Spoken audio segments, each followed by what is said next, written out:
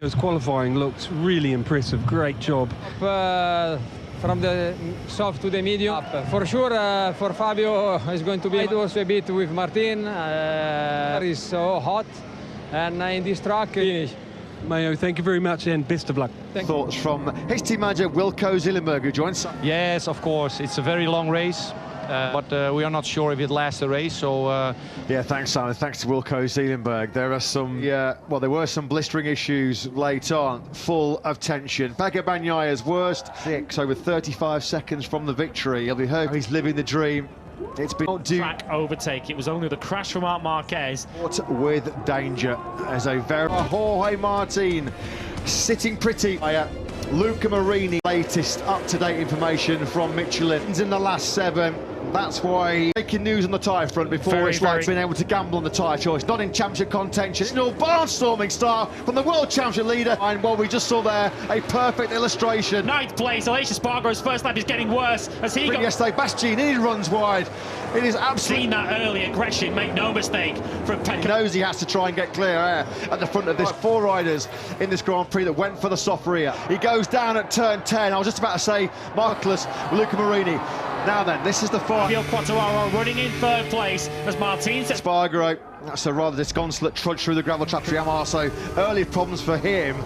Still stuff by the world champion. It's going to get even better for him, isn't it? He slots on. Trying to relegate him back again. That's brave and bold. Investigations from the FIM Energy Features. Quartararo. Sure about this. He pulled out to pass. No, so he was trying to go for the gap between and took the perpetrator, Brad Binder, who is currently, and then to Aleix Espargaro, who has not been able to take full amount. Now nearly a second clear at the front. Martin asking big flat penalty. No real surprise with that one. Coming the way of the factory of Prillivan. There is Aleix Espargaro, part of the circuit there. Swamp. But yeah, it was Vinales having a pole lap last time around, a 32. In Red Bull KTM, he might be sort of questioning why. If Brad had crashed and his bike had taken out Marini. He pulls in, he has completed the long lap weekend for Marini, despite today's disappointment.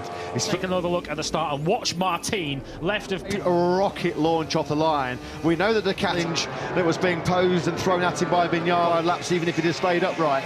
But Luca Marini has decided. Points for 2nd place. He will consider that a very by Miguel Oliveira. And at the back of this group is Marc Marquez. That group as well, these two, Nakagami and Fabio. We listen to the groans from the fans in the background there and build his career back up at Ducati. 2 into on board then with Brad Binder as we look at these. No way through there. There's been some drama with the Rebel King, Jack Miller at the front on the carbon fibre chassis KTM. He now first corner. Mind that right colour. Martin and Bagnaia. And yesterday, the 14th place in this Grand Prix in the points. Soon. Yeah, the stewards are going to be keeping a beady eye. Brad Binder is out on track, but he's now dropped to 16th place. So Nakagami near almost lost the front there on the inside of Nakagami. There is Aleix Espargaro. You can just see, look at that.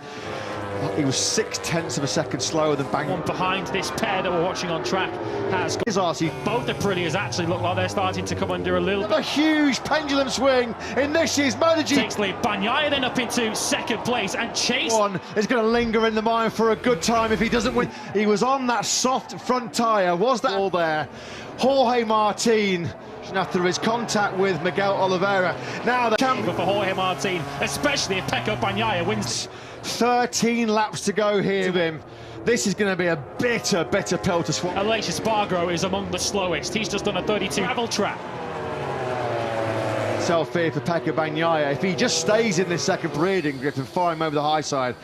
So, because that's what's up ahead of him. It's a group led by Jack Martin. Throw away another victory when he was corner. Aleix Espargaro toughs it out and sweeps back on his fastest ride on track, which again is Quartararo. Espargaro sitting up there as he came out of turn 10. He's just, and Pecco Bagnaia could be inflicting maximum.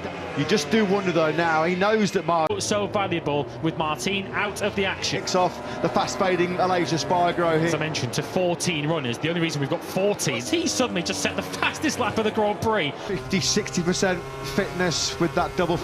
get another huge swing in this year's turn 15. Hard on the brake, it's got to be so careful. A quarter of a second. Well, I'll tell you what, don't rule me. 2 seconds off the race lead. Here is the 2020 overtake. Then he got such better speed. First time in this Indonesian Grand Prix, which wins potentially of its Grand Prix career in 1.1 seconds of Vinales. Vinales is going to eating into the time of this top two. Fabio Quartararo.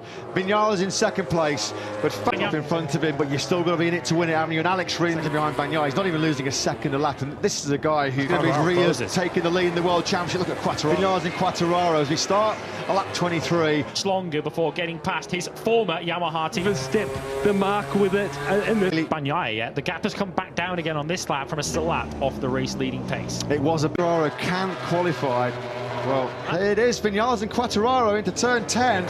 He's got, of course, we need to remind ourselves again. Right, it's going to be one thing for Vinales and Quartararo. The Antonio on course for a race. He is doing a stunning job. This is the perfect illustration there, can he? He hasn't yet been able to show Vinales weekend. Again, though, he just can't quite get through a World Championship for the first time since the end of April. Able to take this second place on this final lap. There is no 1-6 on lap 20. Through the final corner we go.